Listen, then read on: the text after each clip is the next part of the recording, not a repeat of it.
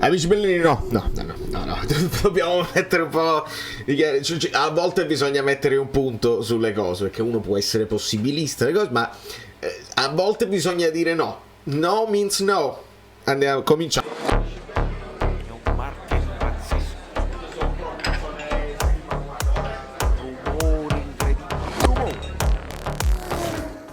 Allora, perché Emanuele Gionti, quindi benvenuti a tutti i nuovi che sono Gionti sul canale, iscrivetevi al canale, anche per dare un segnale. Lasciate il like a questo video, significa che non volete Paulo Sousa, perché poi bisogna analizzare bene. Allora, partiamo da un presupposto, con un abrabamo tattico. Andiamo subito al dunque, perché non si può, non si deve fare chiacchiere. Non si deve fare chiacchiere. Allora, secondo quanto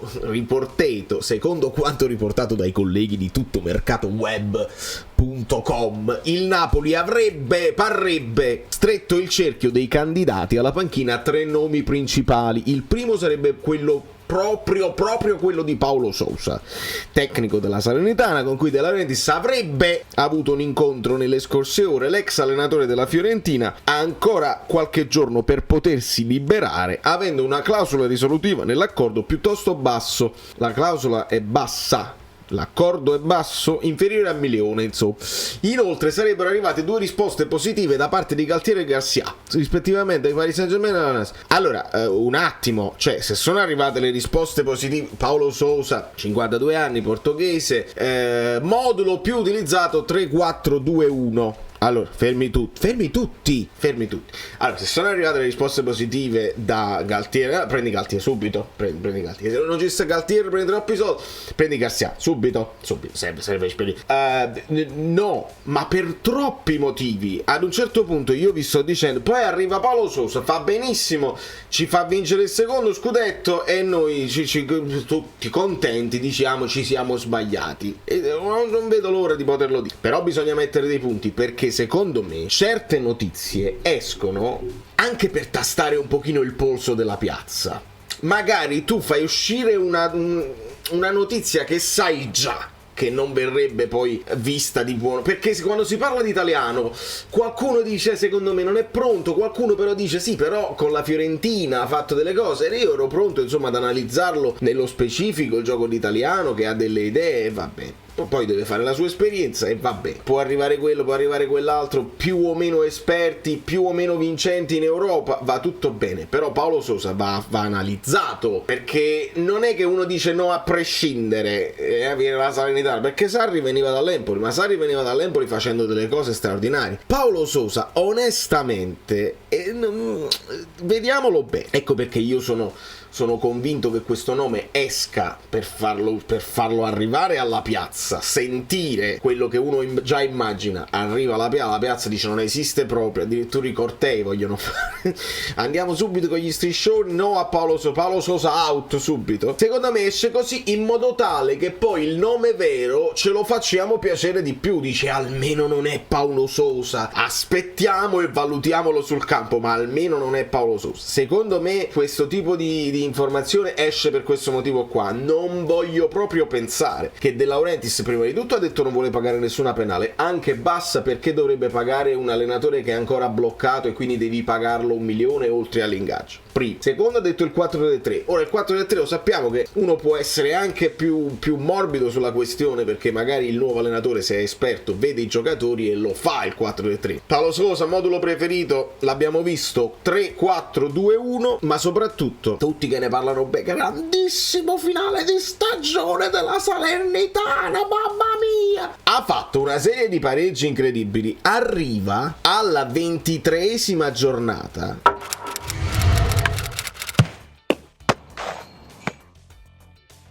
Cioè, tutto quello che vedete prima della 23esima giornata lo ha fatto Nicola, facendo 21 punti.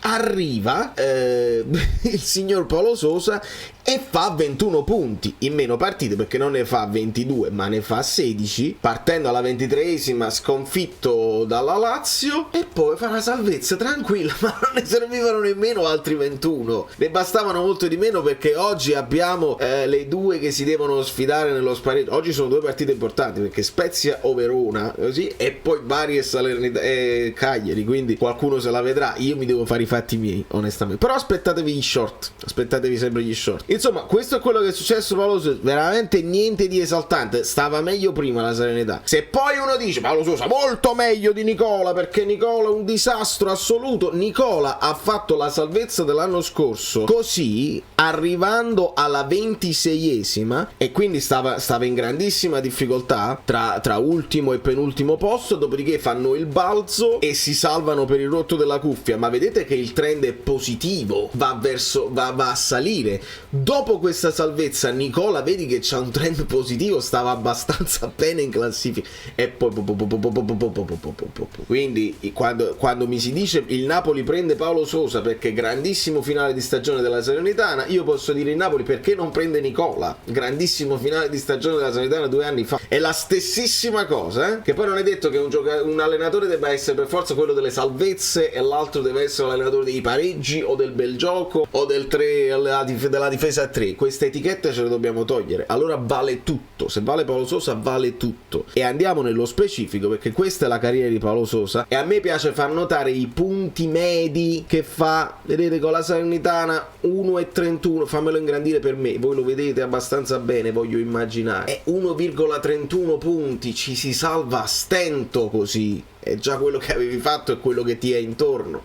1,97 con il Flamengo, e che ne so che squadra avevi col Flamengo in Brasile, con la Polonia non benissimo, e lui ha vinto in Svizzera e ha vinto in Israele se non mi sbaglio, con la Fiorentina che ci ricordiamo qualcosina, ha fatto 1,62 di media, quindi meglio col Basilea e col Tel Aviv, ma veramente con l'Eister malissimo, insomma non ha un grande score nella Serie A. Queste 16 partite, 4 vittorie, 9 pareggi, alcuni anche clamorosi, alcuni anche contro squadre grosse, però questi 21 punti sinceramente non mi fanno stare proprio tranquillissimo. E soprattutto, al di là dei punti, ecco perché a me è piaciuto Palladino in un certo momento, perché Palladino si doveva confrontare con una squadra che con Petagna prima punta tu ci devi arrivare, non è che gli puoi lanciare il pallone in velocità. Dia della Salernitana ha tolto molte castagne dal fuoco anche da solo, Candreva ha tolto castagne dal fuoco da solo con gol incredibili, non è che ci si arriva.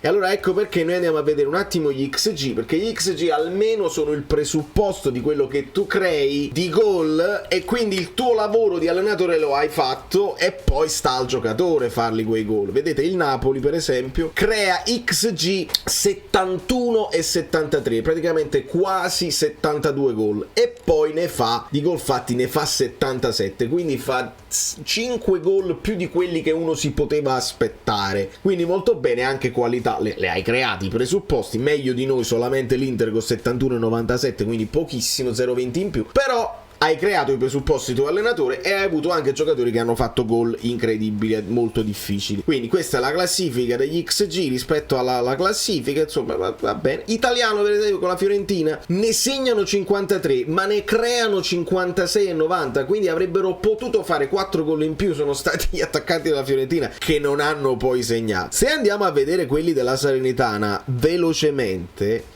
e peggio della Salernitana fa solo la Sampdoria, attenzione, e loro segnano 48 gol in totale ma creano presupposti per 35.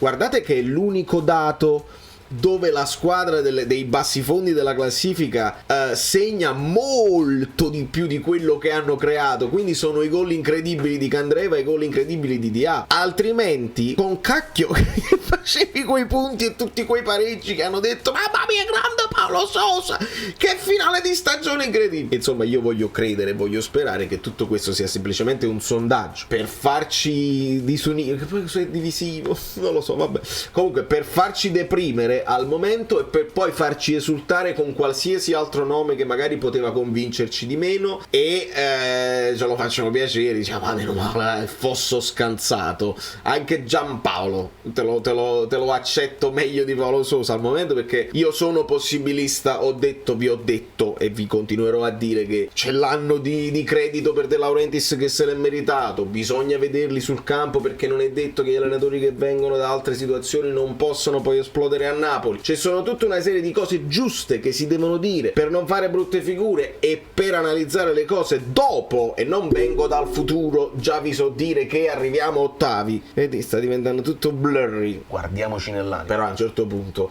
uno che fa opinione deve pure mettere un punto e deve dire questo no, questo non lo accetto. Italiano lo studiamo, Palladino lo studiamo, Garcia, Galtier, Luis Enrique, tutti li studiamo, qualcuno ci può piacere di più, qualcuno di meno. Qua posso dire questo no? E lo diciamo e facciamo sentire anche nei commenti il disappunto, magari a voi piace tantissimo, potete dirlo tranquillamente. E il presidente, la società, i social media manager leggono, perché lo sappiamo che leggono e riportano, e quindi ci togliamo questa cosa da mezzo e speriamo anche di fare in fretta, è arrivato il momento di stringere il brodo, perché dobbiamo cominciare a programmare.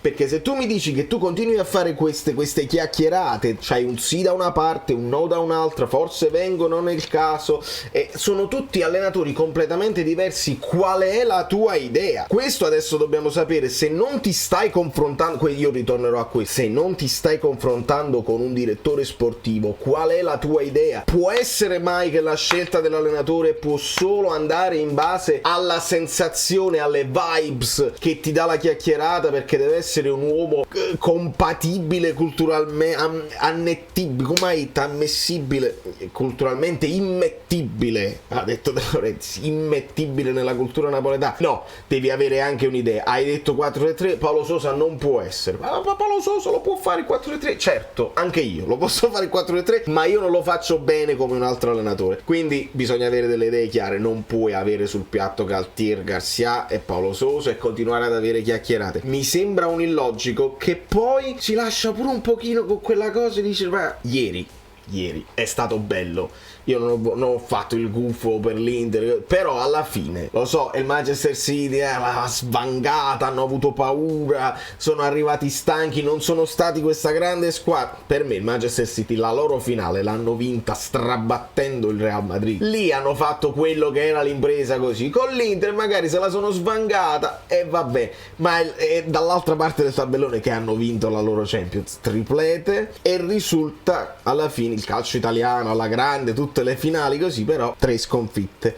Quindi la stagione del Napoli rimane, non viene offuscata da niente, perché immaginavate, no? Tutti i giornali che stavano aspettando scudetto, Champions League, la Roma, Mourinho che vince tutte le coppe, italiano, il nuovo che avanza. No, e invece no, vi dovete stare. Quindi si rinnova la gioia. Io sto riguardando nuove cose, ho visto l'anno del terzo scudetto fatto da cronache di spogliatoio, ho visto quell'altra di DAZN, un anno all'improvviso, molto molto belle queste cose, e noi ancora ci stiamo godendo il momento. E se vi faccio vedere la classifica, voi ancora non ci potete credere. Guardate la classifica, guardatela bene, guardate com'è bella. E quindi adesso noi vogliamo guardare al futuro con quella gioia, quella speranza che si riparte da qua, ma non si può ripartire dagli XG di Paolo Sousa. Da New York, Valerio Fluido è tutto, vi voglio bene, vi ringrazio, voi lasciate i like, tutte le cose belline, e ci vediamo poi poscia, perché prima o poi questa questione, questo capo lo dobbiamo buttare a terra. Sembra una parrucca, ma non è vero, perché vedi, cambia. Ah, ma no, che meraviglia, io me li fai. Sono Saverio Asoli. Dobbiamo arrivare a 20.000 iscritti, di cortesia, perché questo è l'anno. Avete lasciato i like? Niente più, dai, basta, sei cringe. Quante cose.